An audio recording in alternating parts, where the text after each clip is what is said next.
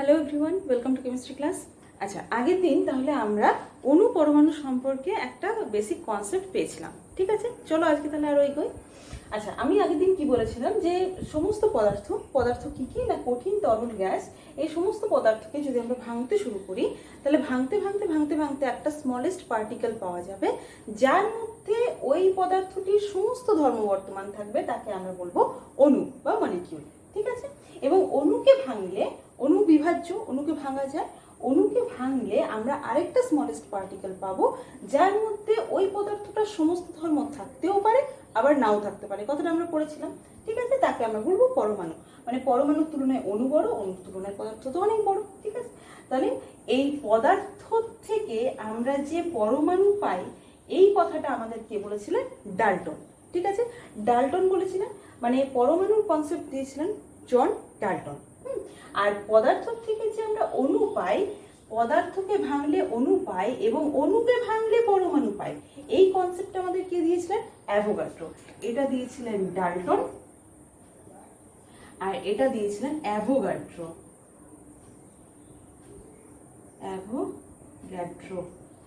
ওকে, তাহলে পদার্থকে ভাঙলে আমরা পরমাণু পাই, এই কথাটা কে বলেছিলেন? John Dalton.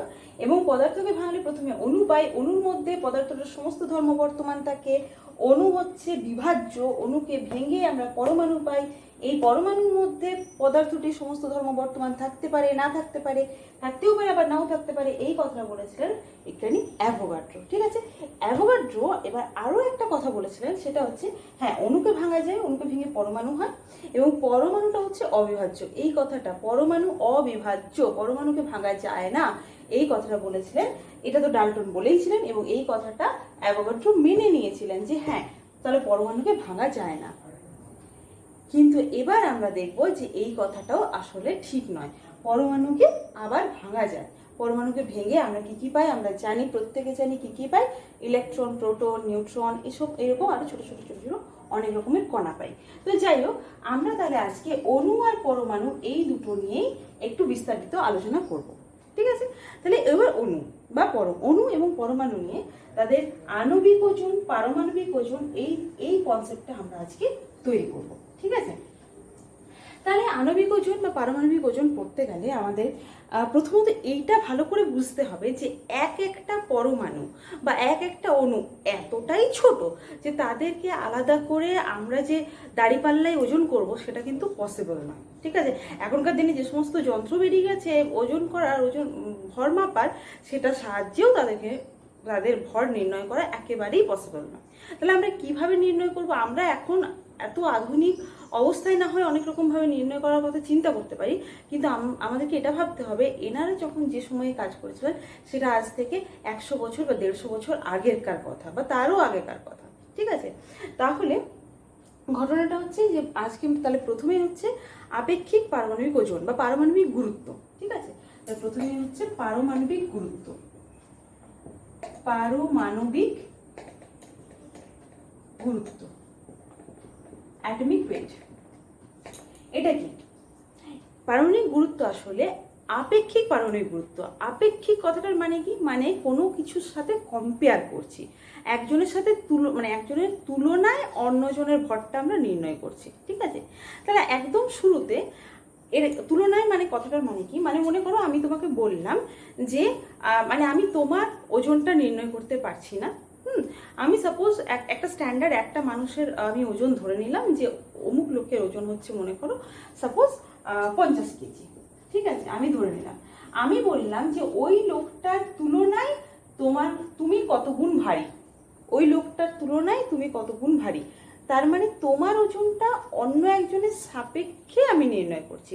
বা ধরো আরো সহজ কথায় আমি যদি বলে দিই যে মনে করো আমি বলছি যে আমি 100 নম্বরের পরীক্ষা হয়েছে। ঠিক আছে, 100 নম্বরের মধ্যে তুমি পেয়েছো মনে করো 30। ঠিক আছে, তাহলে 100-র মধ্যে 30, তাহলে একজনের সাথে কম্পেয়ার করে তো তোমার মার্কসটা আমি বলছি। ঠিক আছে, এই যে তুলনামূলক আলোচনা, এটাকেই বলা হয় রিলেটিভ, একটা রিলেশন আছে। ঠিক আছে, তাহলে এই আপেক্ষিক পারমাণবিক গুরুত্ব এইটা আমরা কিভাবে নির্ণয় করি? একদম ইনিশিয়ালি হাইড্রোজেন স্কেলের সাহায্যে নির্ণয় করা হয়েছিল। হাইড্রোজেনের পারমাণবিক ভর ধরে নেওয়া হয়েছিল 1, হাইড্রোজেনের পারমাণবিক ভরটা হচ্ছে গিয়ে 1। তাহলে এই হাইড্রোজেনের পারমাণবিক ওজনের তুলনায় কোনো একটা মৌল, মানে যাকে নিয়ে আমি কথা বলছি, তার একটি পরমাণুর ভর কতটা, সেটাই হচ্ছে তার আপেক্ষিক পারমাণবিক গুরুত্ব। মানে পারমাণবিক গুরুত্ব ইজ ইকুয়াল টু, আমি কার রেসপেক্টে করছি না হাইড্রোজেনে, তাহলে একটি হাইড্রোজেন পরমাণুর ভর, সেই ভরটার সাথে কম্পেয়ার করছি, কার ভর কম্পেয়ার করছি না কোনো একটা মৌলের পরমাণুর ভর। তাহলে মৌলটির, কোনো একটা মৌলের একটি পরমাণুর ভর, এটাই হচ্ছে পারমাণবিক গুরুত্ব। কি না একটি হাইড্রোজেন পরমাণুর ভরের তুলনায় ওই মৌলটা, মানে যে মৌলটা, মনে করো XYZ, কোনো একটা মৌল নিয়ে আমি আলোচনা করছি, X, এই মৌলটা নিয়ে আমি কথা বলছি, তাহলে এই মৌলটার একটা পরমাণুর ভর এই হাইড্রোজেনের একটি পারমাণবিক ভরের তুলনায় যে গুণ ভারী, যত গুণ ভারী, সেটা হচ্ছে তার পারমাণবিক গুরুত্ব। ঠিক আছে, এর হাইড্রোজেন স্কেল। এর সাহায্যে দেখা যায় যে আমাদের কার্বন হচ্ছে গিয়ে হাইড্রোজেনের তুলনায় 12 গুণ ভারী, মানে এর পারমাণবিক গুরুত্ব হচ্ছে 12। ঠিক আছে, আবার মনে করো অক্সিজেন দেখা যায় 16 গুণ ভারী, তার মানে অক্সিজেনের পারমাণবিক গুরুত্ব হচ্ছে 16। ঠিক আছে, পরবর্তীকালে দেখা যায় যে হাইড্রোজেন ধরে আমরা করলাম, ঠিক আছে, কিন্তু হাইড্রোজেনের রেসপেক্টে আমরা যখন কোনো মৌলের পারমাণবিক ভরটা নির্ণয় করছি, সেটা অত বেশি অ্যাকিউরেট হচ্ছে না, অনেক বেশি ফ্র্যাকশন বেরিয়ে যাচ্ছে, মানে পূর্ণ সংখ্যায় বেরোচ্ছে না, দশমিক দিয়ে কোনো একটা সংখ্যা বেরিয়ে যাচ্ছে। ঠিক আছে, তাহলে এই যে যদি ভগ্নাংশ আকারে বেরিয়ে যায়, তখন ক্যালকুলেশনের অনেক রকমের সমস্যা।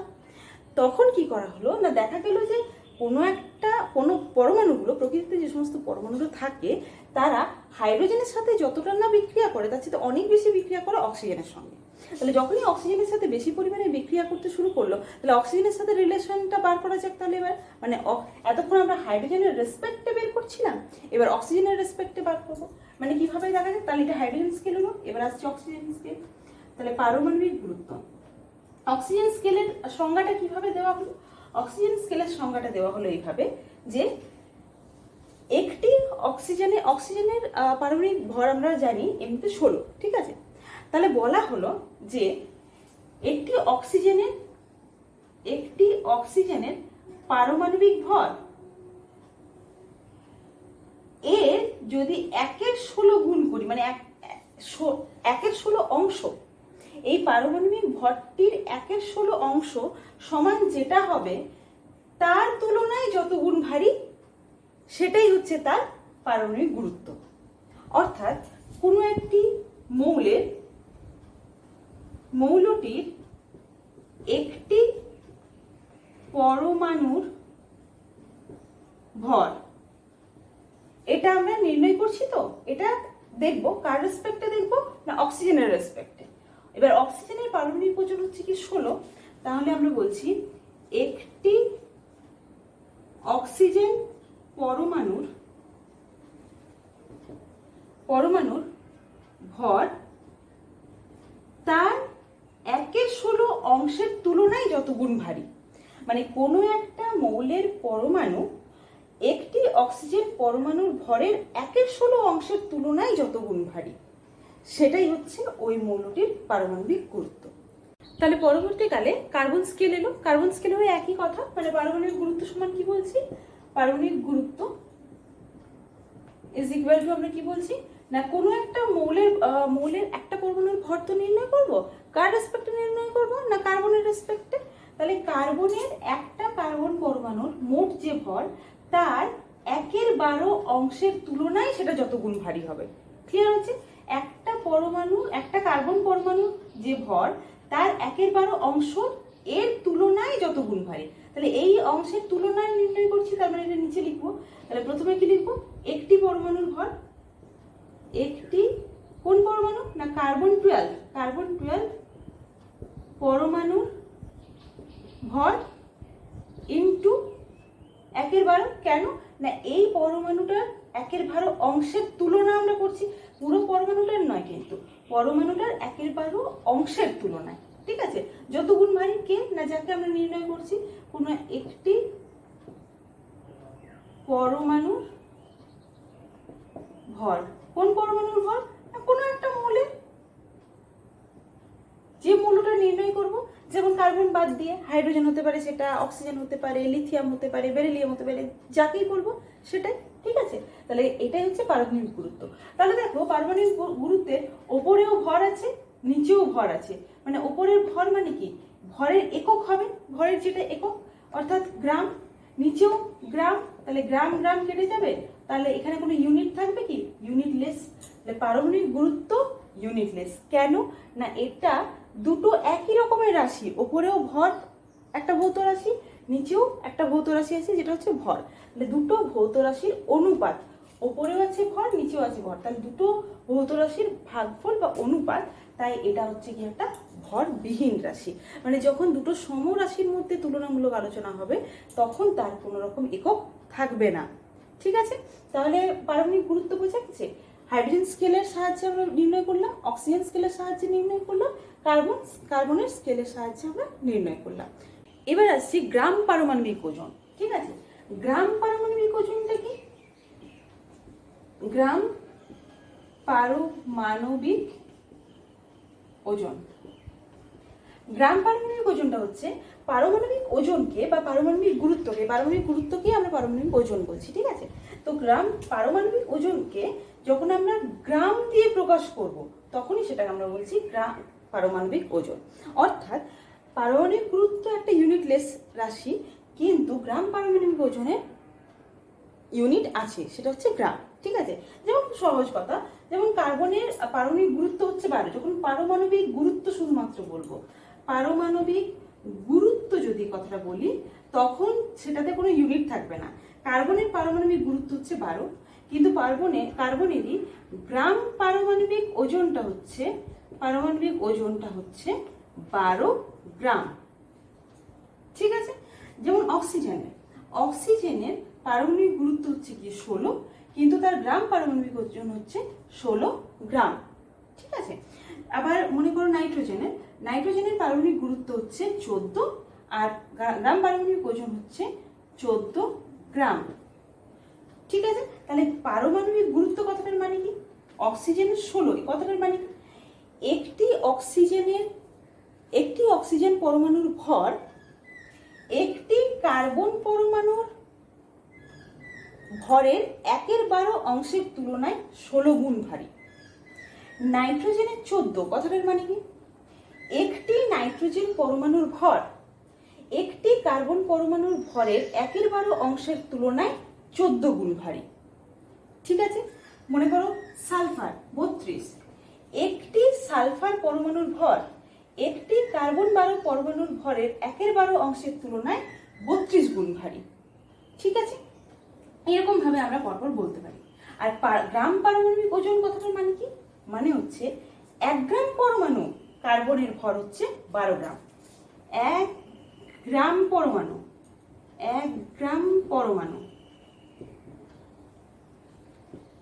কার্বন এর ভর 12 গ্রাম। কথাটা একটু অন্যরকম মনে হচ্ছে না? কথাটা মনে হচ্ছে এটা আবার কি কথা, এখানেও গ্রাম বললাম, 1 গ্রাম পরমাণু, এখানেই তো ভরের কথা বলে দিলাম। না, এটা 1 গ্রাম পরমাণু নয়, মানে ওজন করে আমি 1 গ্রাম নিয়ে এলাম সেটা নয়। এটা কি, এটা হচ্ছে গ্রাম পরমাণু, এটা একটা একক। আমরা আগের দিন ইউনিট পড়েছি, আমরা বলেছিলাম না যে 12টা সমানই হচ্ছে 1 ডজন। সেরকম গ্রাম পরমাণু কথাটাই একটা একক, এটাকে আমরা বলতে পারি 1 মোল। এটাকে আমরা কি বলবো, 1 মোল। ক্লিয়ার? গ্রাম পরমাণু কিন্তু গ্রাম নয়, মানে 1 গ্রাম পরমাণুর কথা বলছি না, 1 গ্রাম পরমাণুটাই হচ্ছে কি একটা ইউনিট, এবং এটাকে আমরা সংক্ষেপে বলছি মোল। ঠিক আছে, তাহলে 1 গ্রাম পরমাণু বলছি মানে পরমাণুর কথা হচ্ছে এখানে, এবং 1 গ্রাম পরমাণু মানে হচ্ছে 1 মোল ওই পরমাণুটি। ক্লিয়ার হয়েছে? মানে গ্রাম পরমাণু একটা ইউনিটকে বোঝাচ্ছে। ক্লিয়ার? ওকে, আমাদেরকে কয়েকটা গ্রাম পারমাণবিক ওজন কয়েকটা মৌলের মনে রাখতে হবে। কি কি তারা, যেমন পরপর নোট ডাউন করো।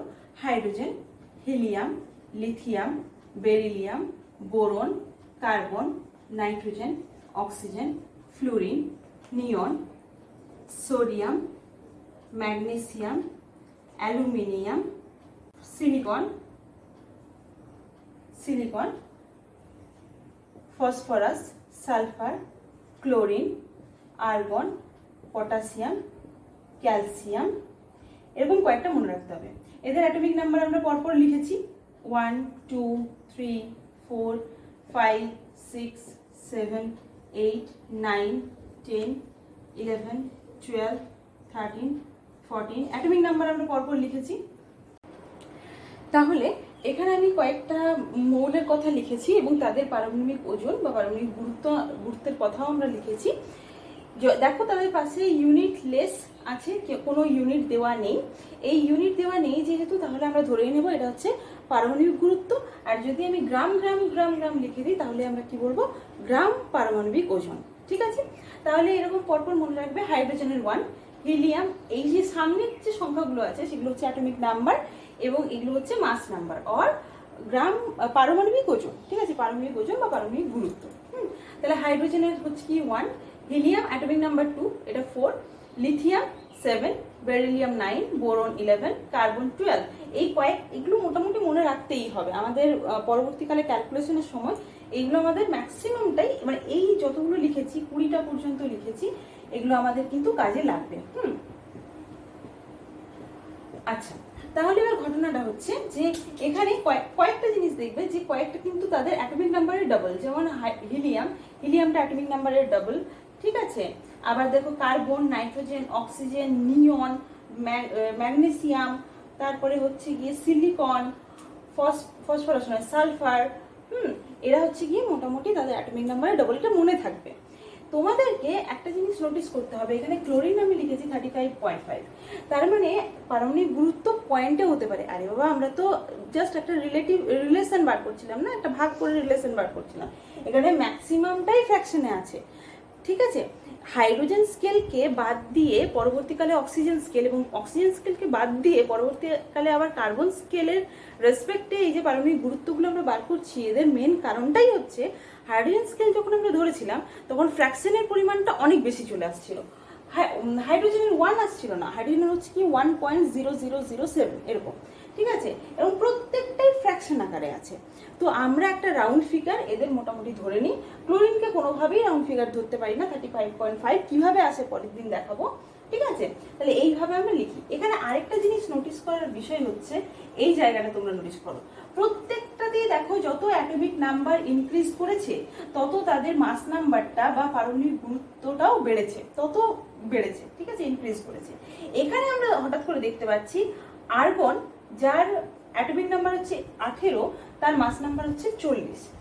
তারপরে পটাশিয়াম আছে, যখনই অ্যাটমিক নাম্বার বাড়লো পারমাণবিক গুরুত্ব কিন্তু 1 একক কমে গেল, আবার বাড়ছে যখন সেটাও ইনক্রিজ করছে। এটা কেন? ঠিক আছে, বা এটার জন্য কি সমস্যা হয়, এটা যখন আমরা পিরিয়ডিক টেবিল করব তখন আমাদের এই জায়গাটা কাজে লাগবে। বা তোমরা যারা ক্লাস 10-এ পড়ে এসেছো বা ক্লাস 10 পড়ছো তারাও মোটামুটি এটা সম্বন্ধে তোমরা জানো। যাই হোক, এটা নিয়ে আমরা পরের দিন আবার আলোচনা করব।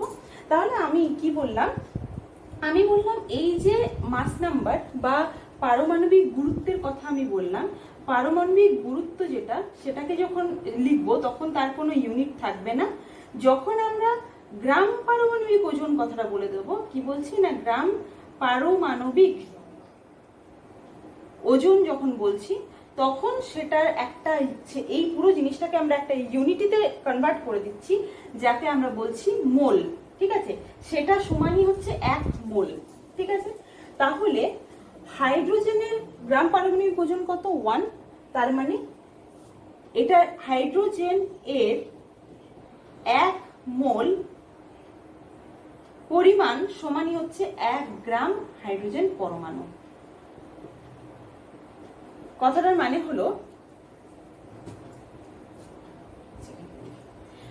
মানে 1 গ্রাম পরমাণু, 1 গ্রাম পরমাণু, সাপোজ হিলিয়াম, 1 গ্রাম পরমাণু হিলিয়াম সমান হচ্ছে 4 গ্রাম হিলিয়াম। এক, তাহলে 1 গ্রাম পরমাণু helium is equal two 4 gram helium, ঠিক আছে, সমানই হচ্ছে 1 মোল হিলিয়াম পরমাণু, ঠিক আছে, বা 1 গ্রাম পরমাণু মনে করো অক্সিজেন সমানই হচ্ছে 16 গ্রাম অক্সিজেন পরমাণু, সমানই হচ্ছে 1 মোল অক্সিজেন পরমাণু, ঠিক আছে। মানে প্রত্যেকটা মৌলের নিজস্ব যে গ্রাম পারমাণবিক ওজনটা বা মাস নাম্বারটা সেটা সমানই হচ্ছে 1 মোল। তাহলে 1 মোলটা হচ্ছে একটা ইউনিটি, 1 মোলটা হচ্ছে একটা ইউনিটি, ওটা প্রত্যেকটা পরমাণুর জন্যে আলাদা আলাদা গ্রামকে নির্দেশ করছে, মানে তার নিজস্ব যে মাস নাম্বার সেটাকে নির্দেশ করছে, ঠিক আছে। যেমন আবার যদি আমি বলি যে 1 গ্রাম পরমাণু, 1 গ্রাম পরমাণু মানেই হচ্ছে গিয়ে 1 মোল, ঠিক আছে।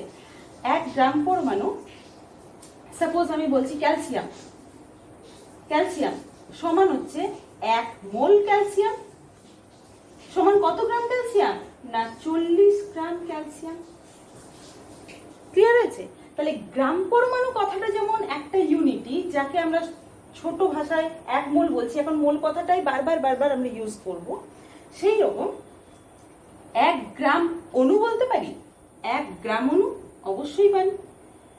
যখন পরমাণু নিয়ে আলোচনা করব তখন পরমাণু বলবো, যখন অণু নিয়ে আলোচনা করব তখন অণু বলবো।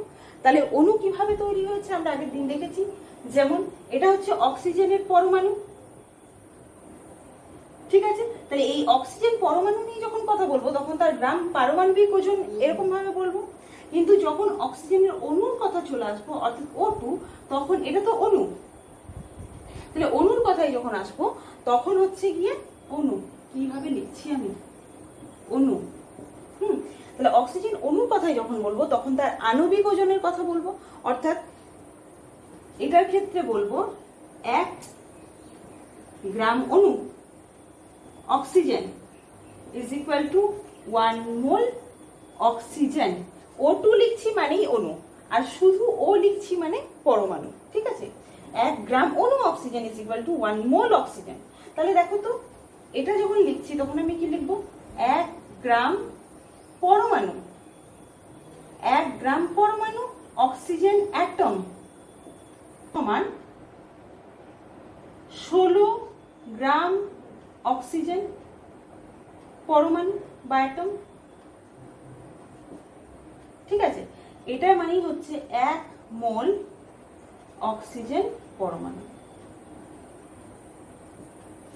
তাহলে একটা অক্সিজেন পরমাণু যখন আছে তার 1 মোলের ভর হচ্ছে 16 গ্রাম, তাহলে সেটা যখন অণুতে কনভার্ট হয়ে যাচ্ছে তখন সেটা কি হবে না 16 ইন্টু কটা পরমাণু নিয়ে তৈরি হয়েছে, দুটো, মানে 32 গ্রাম। তাহলে দেখো যখন অক্সিজেন শুধু ও লিখেছি মানে একটা পরমাণুর কথা বলছি, তাহলে অক্সিজেন পরমাণু, আর দুটো অক্সিজেন পরমাণু মিলে তৈরি হচ্ছে একটা অক্সিজেনের অণু, ঠিক আছে। তাহলে এর কথা যখন বলবো তখন এর ক্ষেত্রে পারমাণবিক ওজন কথাটা ব্যবহৃত হবে, এবং এর ক্ষেত্রে যখন আলোচনা করব তখন আণবিক ওজন কথাটা হবে। যেহেতু অণু তাহলে অণুর থেকে আণবিক ওজন মলিকিউলার ওয়েট, আর এটা যেহেতু পরমাণু তাহলে পারমাণবিক ওজন বা অ্যাটমিক ওয়েট, এই কথাটা ব্যবহৃত হবে। তাহলে আমি যদি বলি এক্ষেত্রে ব্যবহার হবে 1 গ্রাম পরমাণু, গ্রাম পরমাণু এই কথাটা ব্যবহৃত হবে, আর এক্ষেত্রে ব্যবহৃত হবে গ্রাম অণু কথাটা, ঠিক আছে। তাহলে আমি কি বললাম, গ্রাম পরমাণু একটা ইউনিট, সিমিলারলি গ্রাম অণু একটা ইউনিট, এবং গ্রাম পরমাণুকে আমরা কি বলছি, 1 মোল বলছি, গ্রাম অণু কথাটাকেও আমরা কি বলছি, মোল বলছি, ঠিক আছে। তাহলে 1 মোল ইজ ইকুয়াল টু 1 গ্রাম অণু যদি অণুর কথা হয়, বা 1 মোল ইজ ইকুয়াল টু 1 গ্রাম পরমাণু যদি পরমাণুর কথা হয়, ঠিক আছে। দুজনের ক্ষেত্রেই কিন্তু মোল কথাটা ব্যবহৃত হচ্ছে। এখন মোলটা দিয়েই আমরা সমস্ত রকমের ক্যালকুলেশনগুলো করব, ঠিক আছে। তাহলে 1 গ্রাম পরমাণু মানে হচ্ছে 1 মোল অক্সিজেন পরমাণু, এখানে তো অক্সিজেন পরমাণুর কথা হচ্ছে নাকি, আর 1 গ্রাম অণু সমানই হচ্ছে 1 মোল অক্সিজেন অণু। একটা কথা বলে রাখি, যদি শুধু অক্সিজেন O2 তুমি লিখে ছেড়ে দাও তাতেও কোনো অসুবিধে নেই, তুমি অণু না লিখলেও চলবে, কিন্তু পরমাণু মেনশন করার সময় আমার কিন্তু ও পরমাণু অবশ্যই লিখতে হবে। কেননা প্রকৃতিতে অক্সিজেন পরমাণু আকারে নয়, অণু আকারে আছে, O2 আকারে আছে। তাহলে শুধু আমি অক্সিজেন লিখে দিলে অণুই বুঝবো, ঠিক আছে, বা O2 লিখে দিলে আমি অণুই বুঝবো, কিন্তু পরমাণু কথাটা আমাকে বারবার উল্লেখ করে দিতেই হবে, ঠিক আছে। তাহলে 1 গ্রাম পরমাণু অক্সিজেন কথাটার মানে হচ্ছে 1 মোল অক্সিজেন পরমাণু, আর 1 গ্রাম অণু অক্সিজেন কথাটার মানে হচ্ছে 1 মোল অক্সিজেনের অণু। তাহলে এক্ষেত্রে অক্সিজেনের পারমাণবিক ওজন কত না 16 গ্রাম, ঠিক আছে। 1 মোল অক্সিজেন পরমাণুর ওজন তাহলে কত হলো 16 গ্রাম, আর 1 মোল অক্সিজেন অণুর ওজন কত,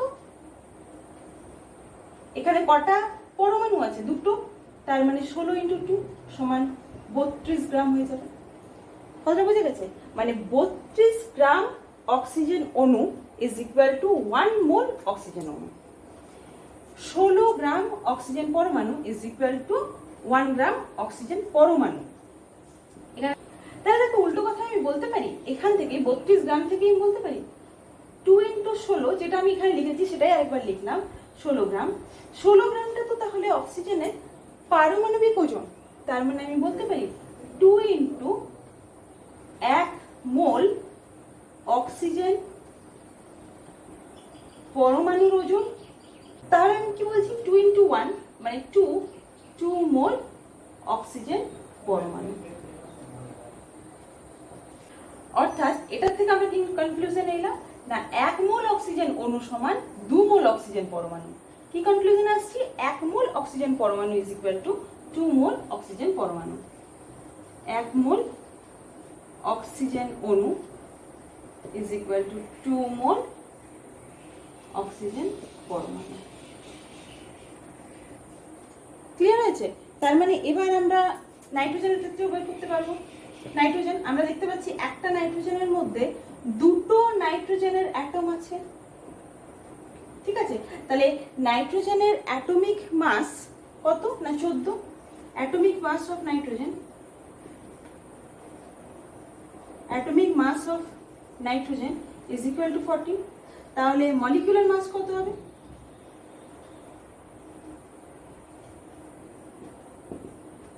এটা তো অণু, 2 × 14 ইজ ইকুয়াল টু 28 গ্রাম, ঠিক আছে।